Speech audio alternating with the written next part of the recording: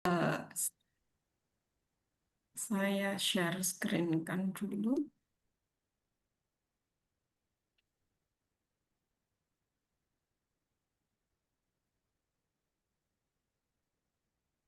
Baik, apakah sudah terlihat?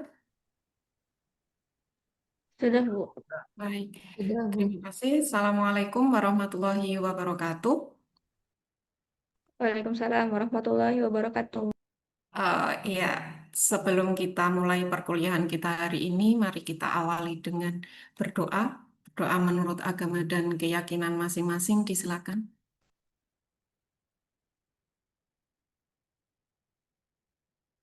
Berdoa dicukupkan. Ya, selama 20 menit ke depan kita akan belajar pada mata kuliah geometri analitik bidang, terutama pada materi bidang kartesius dan jarak bersama saya Naila Faza Fariha. Sebelum itu, saudara-saudara dapat bergabung dalam kelas point.app dengan kode 90166. Iya, sudah ada yang bergabung ya. Baik, sudah ada yang bergabung. Oke, selanjutnya mau nanya kabar dulu nih, bagaimana kabarnya saudara-saudara?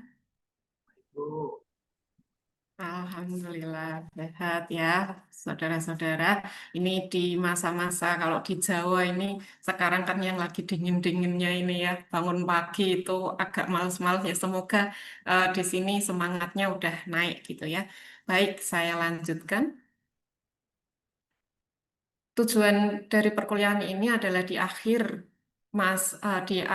pertemuan ini mahasiswa mampu menjelaskan sistem koordinat Kartesius, kemudian mahasiswa mampu menentukan letak titik dalam bidang datar, kemudian mahasiswa mampu menghitung jarak dua titik pada bidang koordinat. Saya lanjutkan. Sebelum kita mulai nih masuk ke dalam matematikanya nih, di sini sudah diberikan peta Indonesia. Ada pertanyaan, di manakah lokasi Pulau Sulawesi? Kan saya mulai. Silakan saudara-saudara bisa melingkari Pulau Sulawesi. Saya berikan waktu 1 menit. Sudah ada yang memberikan respon? Iya, itu adalah Pulau Sulawesi ya. Atas nama Faza. Baik, teman-teman yang lain juga sudah memberikan responnya. Saya kasih award dulu gitu ya. Sudah tepat sekali. Kita bisa menunjuk lokasi. Gambar tersebut ada Pulau Sulawesi itu karena kita tahu posisi relatifnya. Dan nah, sistem koordinat Kartesius ini sebenarnya fungsinya sama seperti peta, yaitu untuk menentukan lokasi atau titik pada bidang koordinat. Misalkan kita ubah peta tadi, kita gambarkan grid atau garis-garis berupa garis horizontal dan garis vertikal. Dalam hal ini di globe kita kenal sebagai bujur, garis bujur dan garis lintang. Nah, jika kita gambarkan ini, maka selanjutnya selain kita bisa menentukan lokasi dengan namanya, kita sekarang juga bisa menentukan lokasi itu berdasarkan angka-angka yang ada pada grid atau gambar tersebut. Maka fungsi lebih khusus dari koordinat Kartesius selanjutnya adalah memberi label numerik pada suatu posisi. Iya. Secara analisis, secara matematis, gambar koordinat Kartesius itu begini ya. Ada dua garis yang saling berpotongan. Dua garis ini selanjutnya kita sebut sebagai sumbu. Nah, sumbu yang horizontal kita sebut sebagai sumbu X atau apsis. Kemudian sumbu vertikal kita sebut sebagai sumbu Y atau ordinat. Kemudian kedua garis atau kedua sumbu ini saling berpotongan. Berpotongannya tegak lurus atau membentuk sudut ini 90 derajat. Titik potongnya ini ada angka 0 ini kita sebut sebagai titik awal atau origin. Nah, selain garis sumbu ini dibagi nama-namanya itu juga, garis sumbu ini juga membagi suatu daerah. Dalam hal ini dua dimensi ya. Suatu bidang menjadi 4 bagian, yaitu yang kita sebut bagiannya adalah kuadran, kuadran 1, kuadran 2, kuadran 3, dan kuadran 4.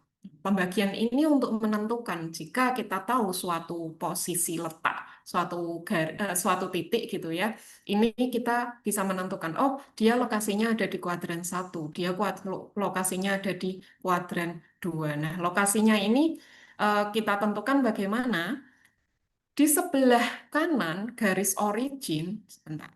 Nah, di sebelah kanan garis origin ini adalah nilai sumbu X positif. Kemudian sebelah kirinya origin ini adalah nilai negatif dari sumbu X. Dan selanjutnya, sebelah atas dari titik origin ini kita sebut sebagai nilai positif sumbu Y.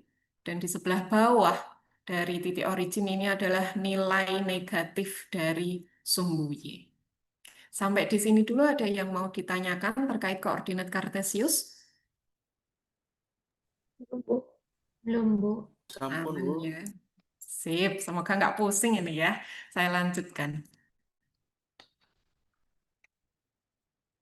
Ya, selanjutnya kita mau menentukan bagaimana kita bisa menentukan suatu titik pada koordinat Kartesius. Titiknya ini kita sebut misal sebagai titik P. Untuk memberi namanya kita pakai kurung buka X, Y, kurung tutup. X ini didapat dari mana? Angka yang ada di sumbu X atau angka yang ada di garis horizontal ini. Kemudian angka yang Y nanti kita dapat dari garis yang vertikal. Misal, kita punya titik ada di sini. Maka ini adalah titik A gitu ya, kita misalkan. Maka A, X-nya kita lihat angka yang ada di sini. Oh, ternyata 3. Maka di sini adalah 3, koma, Y-nya kita lihat di sumbu Y sini. Oh, ini berkaitan dengan angka 1. Maka 1. Seperti ini. Titik A ini lokasinya ada di 3,1. Kalau selanjutnya saya beri ini titik di sini. Ada yang bisa menebak ini posisinya titik berapa, koma berapa? 2,2, Bu. Kali ini titik min 2,2, dilihat dulu X-nya ya, X-nya adalah negatif 2 karena berada di sebelah kiri titik origin, kemudian nilai Y-nya adalah 2. Sip, terima kasih. Selanjutnya, nah ini kan tadi sudah bareng-bareng menebaknya nih ya, titiknya ada di mana. Sekarang saudara-saudara coba sendiri, di manakah letak posisi titik A 3,1. Sudah saya buka untuk kelas poinnya, silakan bisa digambar di situ. Saya beri waktu 30 detik, mah ini cukup ya. Baik, sudah ada yang memberikan jawaban 3,1 tepat banget. Oke, yang lainnya juga sudah memberikan jawaban. Iya, wow, pinter-pinter nih, sudah benar semua. Saya kasih bintang dulu. Oke, titik 3,1 letaknya ada di sini. Tepat sekali.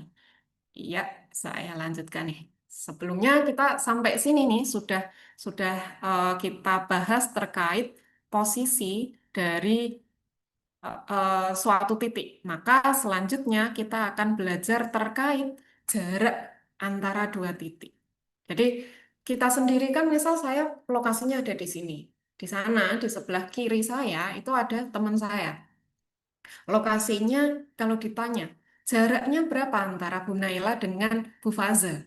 Gitu. Kita bisa mengukur dengan apa? Dengan eh, penggaris gitu. Kalau enggak bukan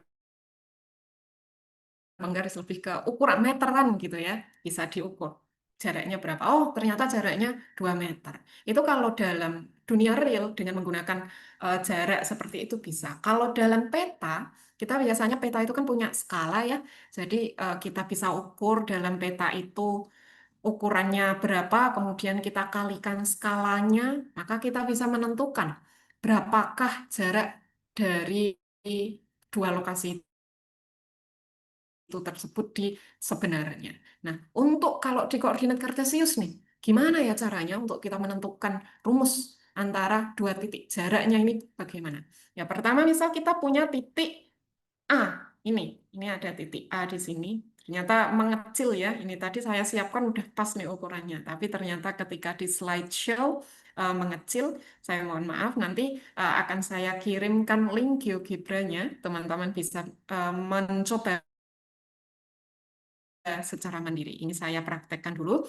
Ini ada titik A di sini. Kemudian selanjutnya kita punya titik B. Lokasi titik B ada di sini. Titik A itu X1, Y1. Kemudian titik B ada di X2, Y2. Kemudian yang kita mau cari ini D di sini. Jarak antara dua titik ini. Caranya bagaimana? Hintnya di sini adalah menggunakan teorema Pitagoras. Oke, iya. Ada yang bisa menebak bagaimana bentuk segitiga siku-siku yang termuat dalam gambar ini? Oke, tepat sekali. Segitiga siku-sikunya ada di sini ya. Jadi di sini kita bisa membuat segitiga siku-siku dengan panjang sisi yang berada di bawah ini adalah panjangnya X2 dikurangi X1, kemudian panjang sisi yang tegak adalah Y2 dikurangi Y1. Maka dari sini kita bisa menentukan panjangnya D, yaitu menggunakan rumus teorema Pitagoras. Ingat, apa itu rumus teorema Pitagoras? Yaitu sisi miring kuadrat sama dengan jumlah sisi lain yang dikuadratkan. Sisi miring itu yang D, sisi lainnya itu sisi yang tidur ini dan sisi yang tegak. Gitu ya. Selanjutnya kita masukkan semuanya rumusnya, yaitu sisi miringnya adalah D, jumlahnya adalah X2 dikurangi X1 dikuadratkan, ditambah Y2 dikurangi Y1 dikuadratkan. Jika kedua ruas ini sama-sama kita akarkan agar di ruas kiri hanya tinggal D atau jaraknya saja, maka rumusnya menjadi D sama dengan akar dari X2 dikurangi X1 kuadrat ditambah Y2 dikurangi Y1 dikuadratkan.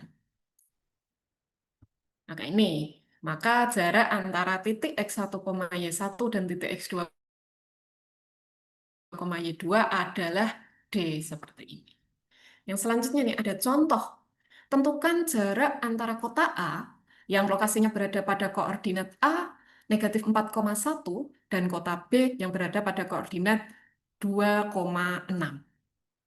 Kita coba dulu contoh dulu ya. Iya, kita masukkan dulu apa yang diketahui. Titik A lokasinya adalah negatif 4,1.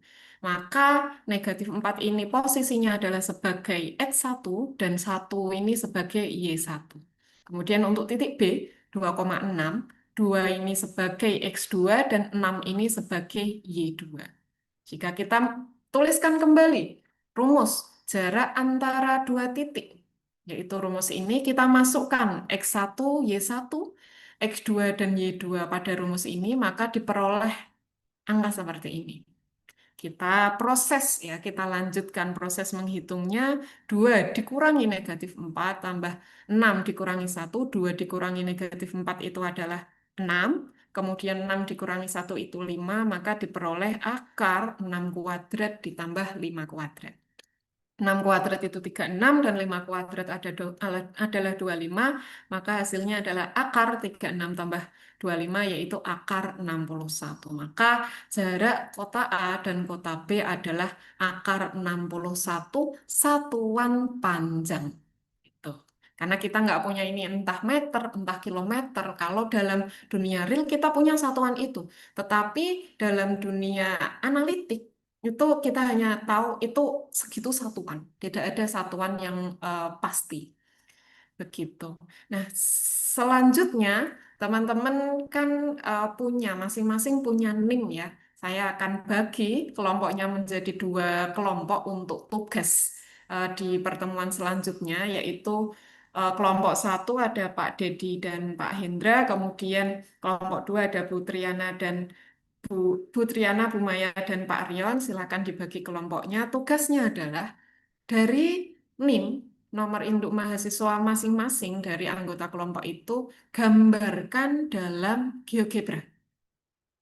2 digit pertama sebagai titik pertama dan 2 digit terakhir sebagai titik kedua. Maka masing-masing orang akan punya 2 titik. Gambarkan semuanya pada GeoGebra. Kemudian silahkan cari secara analitik menggunakan rumus yang tadi barusan kita sampaikan. Jarak antara 2 titik itu berapa? Gitu.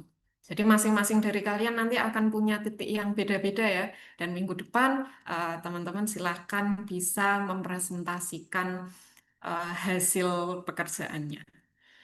Iya, materi yang kita pelajari hari ini bisa dilihat di buku Widodo, Dasar-dasar Geometri Analitik. Kemudian untuk GeoGebra-nya bisa dilihat di petunjuk visual GeoGebra. Saya cukupkan dari saya. Semoga materi ini bisa dipahami dengan baik. Sampai jumpa di pertemuan selanjutnya. Wassalamualaikum warahmatullahi wabarakatuh. Waalaikumsalam Warahmatullahi warahmatullahi wabarakatuh. Terima wabarakatuh. kasih, Ibu. Bu. Baik, terima kasih Ibu Naila. Kepada Prof. Sudarwan disilakan untuk komentar dan masukannya. Baik, terima kasih Bu Etis. Jadi seperti halnya yang lain ya, secara umum bagus. Saya terus terang saja nggak memahami matematik ini. Tapi pesan saya kepada siapapun juga, guru matematik, dosen matematik gitu ya, harus menjelaskan maknanya. Gitu. Saya baru tahu bahwa akar itu misalnya ujung-ujungnya bisa mengukur jarak gitu kan. Gitu. Dulu saya waktu masih di SD itu, SMP bahkan SMA, nggak ngerti sama sekali gitu. Ngapain sinus, kosinus, tangan ke tangan itu apa gitu ya. Sudut bertolak belakang sama besarnya. Wah, pokoknya macam-macam lah. Gitu. Jadi kalau mahasiswa atau siswa itu tidak tahu apa makna yang dipelajari bagi kehidupan, dia itu akan putus asa. Gitu. Sama saja dengan sehebat apapun kita menjelaskan tentang enaknya makan durian, kalau orang tidak mau makan durian, penjelasan apa juga nggak akan masuk di kognitifnya itu, di otaknya itu. Nah, khusus untuk sajian, kalau kelasnya itu agak besar gitu, maka angka-angka tadi itu agak sulit dilihat gitu. Nanti silakan saja diperhitungkan sedemikian rupa.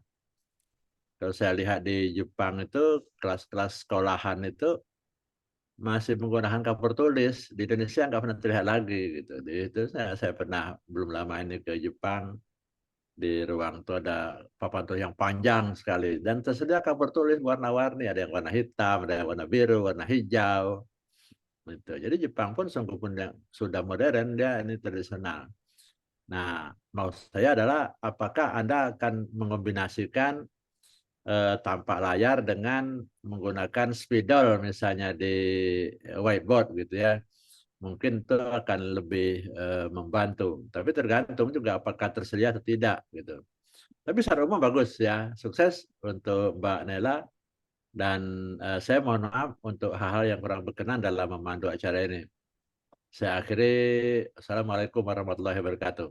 Saya kembalikan ke Bu Dr. Etis. Terima kasih, Bu. Baik, terima kasih Prof. Sudarwan atas masukannya.